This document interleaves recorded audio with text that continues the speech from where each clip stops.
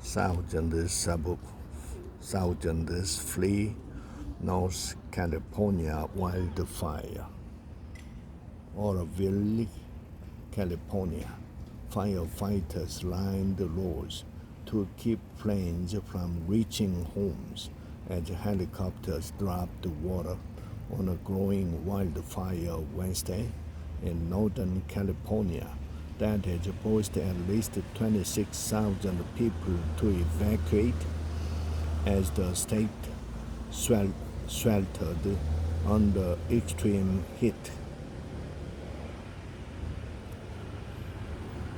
The Thompson fire broke out before noon Tuesday, about 110 kilometers north of Sacramento, near the city of Oroville in Butte County.